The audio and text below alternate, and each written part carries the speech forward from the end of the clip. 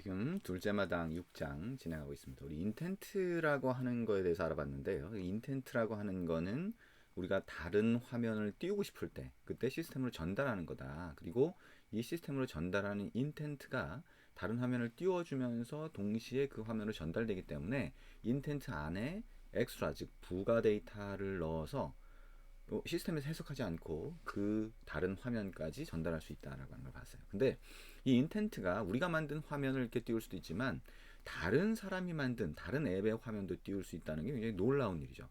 그러니까 시스템이 전부 다 화면을 관리하고 있기 때문에 이게 가능한 거예요. 그러니까 보통은 우리가 만든 앱은 하나의 프로세스에서 동작을 하고요. 다른 사람이 만든 앱은 마찬가지로 다른 프로세스에서 동작을 하게 돼요. 그리고 프로세스 간에는 기본적으로 뭔가를 공유할 수가 없죠. 따로 독립적인 하나의 실행단이라고 볼 수가 있어요. 근데 다른 앱의 화면을 띄워준다라고 하면 그러면 다른 프로세스한테 이걸 좀 해달라라고 요청을 해야 되는 건데 그 요청하는 게 시스템을 통해서 가능하다라고 생각을 하면 되겠죠. 그래서 여기 보면 전화 앱이나 또는 아니면 웹브라우저 이런 쪽에 화면을 띄워줄 수 있다. 그래서 버튼을 눌렀을 때 자, 만약에 전화 앱의 화면을 띄워주고 싶다라고 하면 마찬가지로 인텐트라고 하는 게 쓰인다는 거예요. 그래서 인텐트라고 하는 거에 객체를 만드는데 우리 처음에 애플리케이션 컨텍스트 같은 거 넣어주거나 했었죠. 근데 여기는 intent.actionview라고 하는 걸 넣어준 거예요. 인텐트의 가장 기본적인 정보가 액션 정보거든요. 그러니까 뭘 해라.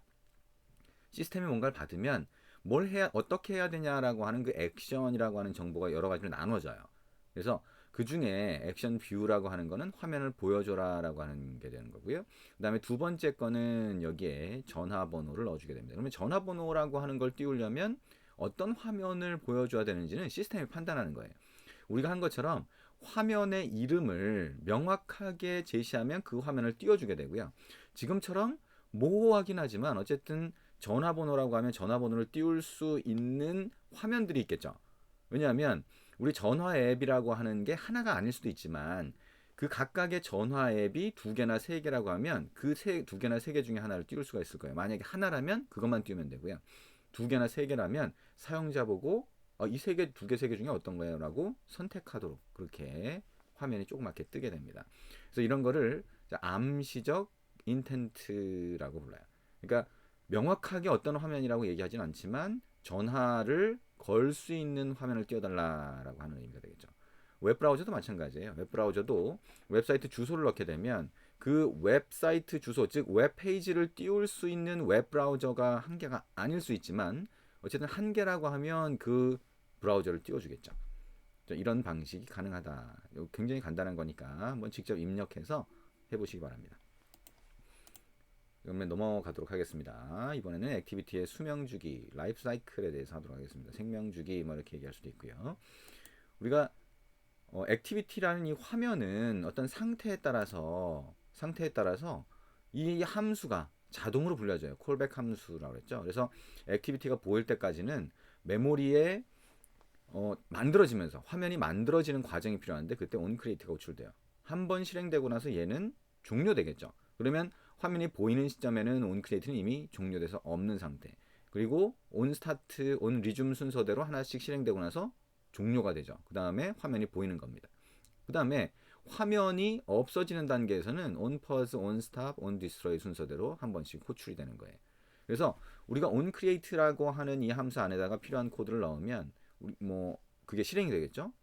그러면 그 코드는 일반적으로는 초기화를 위한 거예요. 화면이 만들어지는 시점이니까. 근데 초기화를 위한 코드들이 들어가게 되고 일반적으로 들어가는 게 우리가 activity main.xml에 넣은 그 위젯들, 버튼 같은 것들이 있겠죠. 그러면 그 버튼 같은 것들을 아이들 이용해서 찾아서 속성으로 추가한 변수 상자에 할당하는 일이에요. 많은 것들이. 그 다음에 버튼이나 이런 거에 대한 클릭했을 때 동작, 즉 다시 말하면 버튼을 클릭했을 때의 중괄호 안에 넣는 코드들 있죠. 그걸 버튼에 등록하는 역할. 그죠? 우리가 보면 버튼에 등록하는 거고 실제 이제 내부에서 일어나는 일은 버튼이 눌렸을 때 이렇게 하라고 해서 이벤트 핸들러한테 알려주는 역할이라고 할 수도 있죠. 자, 그런 게 onCreate 안에 들어간다. 그래서 한번 그게 실행되면서 버튼에 등록을 해놓으면 나중에 onCreate라는 함수의 실행은 끝났지만 화면이 보인 상태에서 버튼을 누르면 그게 실행된다라고 하는 거 생각을 하시면 될 것 같습니다. 이걸 간단하게 확인할 수 있는 방법은 우리가 여기 이 코드가 있잖아요. 메인 액티비티라고 하는 코드가 있으면 여기에 저 콜백 함수들을 하나씩 등록해 보면 되죠. 그래서 on create라고 하는 게 실행됐나라고 하는 걸 모른다면 그 안에 show toast라고 하는 거를 호출하도록 만들어 주면 됩니다. 그러니까 여기다가 자 show toast라고 하고요. 자 on create 호출됨이라고 하는 글자가 토스트 메시지로 보이게 하는 거죠. 그리고 on create 말고 다른 것도 여기 넣어줄 수가 있습니다. 오른쪽 마우스 버튼 눌러서 generate override method로 갑니다. on으로 시작하는 콜백 메소드들이 있게 되는데요. 여기 보면 자 on create 말고 다른 것들이 있겠죠.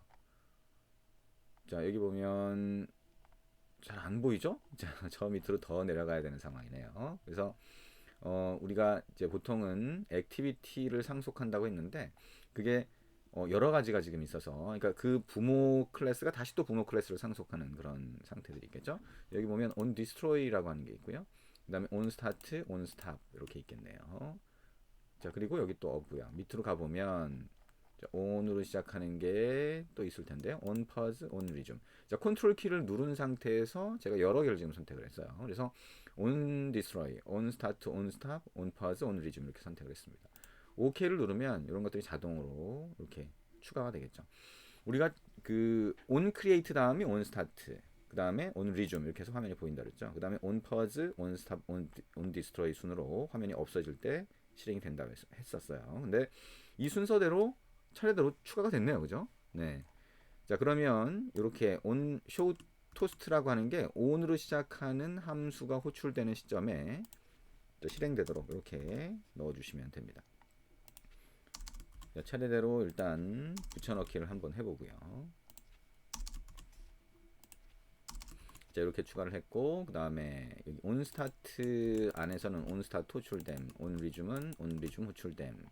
자, 더블 클릭, 컨트롤 C, 더블 클릭, 컨트롤 V, 더블 클릭, 컨트롤 C, 더블 클릭, 컨트롤 V 이런 식으로 한번 해보시면 됩니다. 자, 이렇게 하고 실행을 해보면 우리가 명확하게 알 수가 있죠. 그러니까 어떤 순서대로 어떤 게 실행되는지를 명확하게 이해를 할 수가 있습니다. 자, 이렇게 띄워놓고 자, 화면이 보이는 시점에 이 토스트 메시지가 어떻게 뜨는지를 보시면 될 것 같아요. 토스트 메시지는 이게 이제 차례대로 이렇게 토스트 메시지가 띄어라 하게 되면 앞에 게 없어질 때까지 기다렸다가 그 다음 게 보이게 되죠. 그래서 이렇게 on create 호출됨, 그 다음에 on start 호출됨, 그리고 on resume이죠. on resume 호출됨 이렇게 순서대로 보이는 거를 알 수가 있습니다. 그렇다고 지금 on create가 지금 시점에 요 토스트 메시지가 보이는 시점에 호출된 건 아니에요. 그러니까 그 시점에 호출되고 그 다음에 온스타트가 호출되는 시점이 있을 텐데 이 토스트는 조금씩 밀린 거예요. 네, 그렇게 생각을 하시면 되고요. 그래서 화면이 보였는데 화면이 보이기 전에 이미 그 함수가 호출됐다라고 생각을 하시면 됩니다. 자, 이거를 라이프 사이클, 영어로 하면 라이프 사이클이고 그 다음에 그 수명주기 또는 생명주기라고 부르게 됩니다. 이름이 중요한 건 아니고요. 이렇게 사용할 수 있다. 그리고 우리가 버튼을 한번 추가를 해서요. 이 버튼을 클릭했을 때 데이터를 저장했다가 가져오는 기능을 한번 만들어 볼게요. 일반적으로는 이 화면이 갑자기 중지될 수 있는데 통화가 이렇게 시작이 된다라고 하는 경우가 있겠죠. 다른 사람이 전화를 했어요. 그러면 내가 전화를 받겠죠. 그러면 전화 앱의 화면이 딱 보이게 되고 우리가 사용하던 앱의 화면은 중지되거나 또는 뒤에 들어가서 자, 종료되게 됩니다. 그러면 on stop, on destroy 호출되겠죠.